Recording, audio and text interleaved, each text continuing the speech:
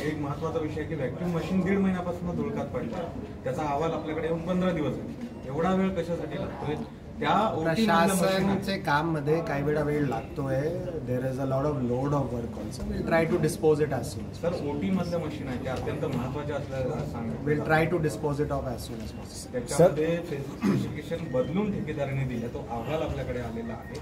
असं असताना त्याच्यामध्ये मेडिकलचे लोकांचे मार्फत आपण त्याच्यामध्ये तपासणी करू. जर काही त्याच्यामध्ये स्पेसिफिकेशनचे विरुद्ध असेल आपण त्याप्रमाणे कारवाई करू. सर, सोनोग्राफी डॉप्लर मशीन गेले 15 दिवसापासून बंद आहे.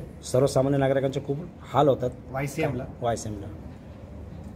आय एम क्वाईट शुअर सोनोग्राफीचं जर एक मशीन बंद असेल, काही ऑल्टरनेट सुद्धा असेल त्या ठिकाणी, ऑल्टरनेट आपण वापरत असो. जर ऑल्टरनेट नसेल तर आपण ताबडतोब त्याची दुरुस्त करण्याची कारवाई आपण करू. एक महिना वाट बघावी लागते. गेले 15 दिवसापासून बंद आहे सर. बट ऑल्टरनेट मशीन असेल नाही सर, काहीच नाही. तो will immediately rectified. No problem.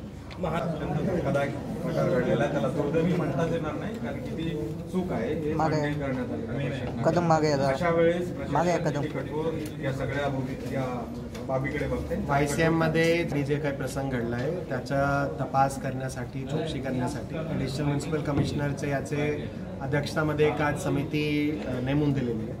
पुढचे 7 दिवसामध्ये ते आम्हाला रिपोर्ट सबमिट करतील आणि त्याच्या अनुषंगाने आपण 100% जर याच्यामध्ये ज्याची चूक असेल त्याच्यावर आपण कारवाई करू. काही डिटेल तुम्हाला त्याची ऑलरेडी माहिती असेल. आपले ॲडिशनल म्युन्सिपल कमिशनर आणि DCP इप्पर साहेब आणि वाघ साहेब त्यांनी ऑलरेडी त्या ठिकाणी भेट दिलेली आहे.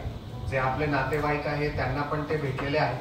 जे प्रसंग घडला थोडं दुर्दैवानी आहे, त्याचा आपला चौकशी करण्यासाठीचा ॲडिशनल म्युन्सिपल कमिशनर 2चे अध्यक्षतामध्ये आज एक मी समिती पण नेमली आहे. त्यांना 7 दिवसामध्ये याच्या संदर्भात रिपोर्ट सुद्धा द्यायला मी सांगितलंय.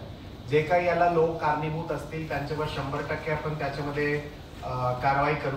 अगदी कोणतेच याच्यामध्ये त्याला मान्य करण्यासारखी तर अजिबात काही स्कोप नाही आणि त्याला आपण जे काही आपला पुढचा ॲक्शन त्या रिपोर्ट प्रमाणे जे कोणी त्याच्यामध्ये कारणीभूत असतील आपण त्यांच्यावर पुढे कारवाई सुद्धा आपण करू. एवढाच आहे सद्यस्थितीत. इतर डिटेल वगैरे आता तुम्हाला ऑलरेडी माहिती आहे, म्हणून इतर डिटेल मी काही सद्यस्थितीत देत नाही. याच्यावर काही प्रश्न असेल तर विचारायला हरकत नाही. मोठ्या प्रमाणामध्ये जे सुरक्षेचे जे कर्मचारी ते तैनात केले तरी देखील मोठ्या प्रमाणात असं नुकसान या ठिकाणी निदर्शनास हल्ले होत आहेत. ते एक स्पॉटला सिक्युरिटीचा माणूस असू शकत नाही.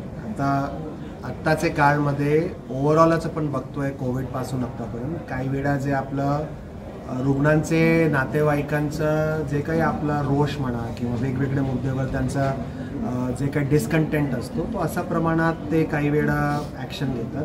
तो अगदी 100% तो पण मुद्दा बरोबर नाही. ज्या प्रमाणात हा मुद्दा बरोबर नाही त्या प्रमाणात तो मुद्दा सुद्धा बरोबर नाही. मात्र सिक्युरिटी प्रत्येक स्क्वेअर फूटवर अवेलेबल असू शकत नाही ना. Always there is a space available where security will not be there. जेवढा आमचा रिस्पॉन्सिबिलिटी तेवढाच लोकांची सुद्धा रिस्पॉन्सिबिलिटी आहे. जर काही ग्रीव्हन्स असेल तर त्याला ग्रीव्हन्सला ट्रान्समिट करण्याचं एक मेकॅनिझम असतो, एक स्ट्रक्चर असतो. त्या ठिकाणी ग्रीव्हन्स त्यांनी ट्रान्समिट केला पाहिजे. No one should take law in their own hands at the end of the day. म्हणजे ते तुम्ही पण मान्य करणार नाही आणि मी पण मान्य करणार.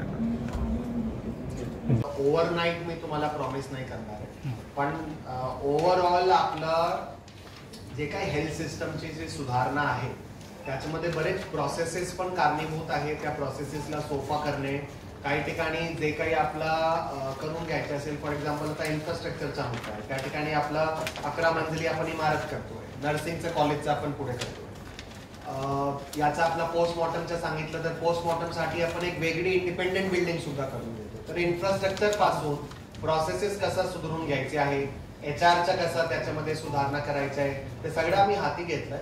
Within some, I won't want to put a number on it, but in some months you will see some improvement over it. Again, it is a bit of a process. मागच्या वेळी ते तुमचा फीडबॅक आला, त्याच्यानंतर doctor बाबडेशी माझा बोलणं झालेलं आहे. त्यांना स्ट्रिक्ट इन्स्ट्रक्शन सुद्धा माझे वतीने मी देण्यात आलेले आहे. आजच्या साठीचं सुद्धा माझं त्यांच्याशी बोलणं झालेलं आहे. We will try to take strictest action that is possible and we will subsequently keep improving on overall service delivery जे आपण YCM मध्ये